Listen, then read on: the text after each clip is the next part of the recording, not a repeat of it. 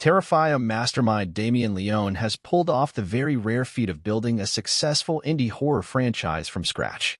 The Philadelphia native created the franchise's star, Art the Clown, David Howard Thornton, in a 2008 short called The Ninth Circle, and while he only appeared briefly, Leone received enough feedback on the disturbing character design to double down on the clown. Within a few years, he made a Terrifier 2011 short film as a proof of concept for a proper feature film, and his DIY attitude would only intensify when he was told all over town that clowns don't sell. Leone first cut his teeth as a special effects makeup artist, and through his work on Phil Falcone's Indie Joe's War, he became fast friends with the producer-director who later decided to bankroll a $35,000 Terrifier feature.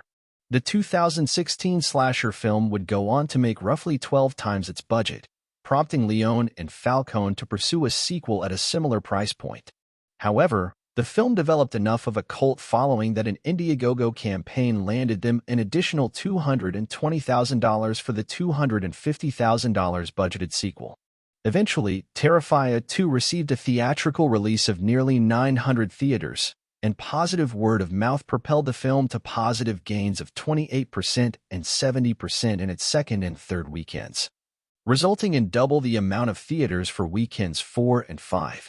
Prior to its current re-release as of November 1st, the Bloody Disgusting distributed film has totaled just under $16 million worldwide. Thus, Terrifier 3 became a foregone conclusion, and the Christmas-themed slasher is now dated for release on October 25, 2024. And on the heels of Terrifier 2 taking a more heightened approach with supernatural and fantasy elements, Leone says the third film will also return to the grimy and more grounded tone of the first film. I'm trying to go back to 2016's Terrifier, tonally. So if part 2 is A Nightmare on Elm Street, Dream Warriors, I want to go back to the original A Nightmare on Elm Street tone with Terrifier 3, Leone tells The Hollywood Reporter. Leone's reasoning for returning to the original film's tone is based on a lesson he's picked up from other franchises that distance themselves from their roots. When franchises lose their way, one of the mistakes they make is forgetting what made the franchise great in the first place, Leone says.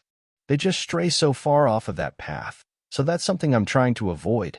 I just want to go back in that direction so I don't forget where I came from. And I do think Terrifier 3 is going to be the scariest, darkest, and most sadistic one, believe it or not, of the entire trilogy. He also intends to offer more clarity on Sienna Shaw's, Lauren Rivera, deceased father, and why his sketchbook had drawings of both Art the Clown and the Angel Warrior persona that Sienna would bring to life in more ways than just a Halloween costume. Flat out. I can tell you that I intend to explain a lot of things that were brought up in Terrifier 2, because that mystique was there by design, Leone says. I knew I wanted to make more films in the franchise, and I didn't want to just explain everything in one movie. Below, during a recent conversation with THR, Leone also expresses his excitement over hiring a full-fledged makeup team on Terrifier 3 and not having to pull double duty for the first time. So the Terrifier movies got off the ground in part because a retired white-collar worker decided he wanted to make his retirement a bit more interesting by being both your producer and your FX assistant? 100%. I tried to shop Terrifier around for years. I made a first short film with Art the Clown called The Ninth Circle, 2008. That was the first time anybody ever laid eyes on that character, and while he was only in it for a few minutes, people loved him. They just said, you have to make more things with that character. So then I made a 20-minute short film years later called Terrifier 2011, and that was sort of a proof of concept, which really showcased Art the Clown and turned him into a slasher. That was going to be the calling card to get a budget behind this movie and turn it into a feature. So I shopped it around for so long, but nobody believed in it, even when it was growing a bigger fan base based off the All Hallows Eve horror anthology that included it. It just wasn't big enough.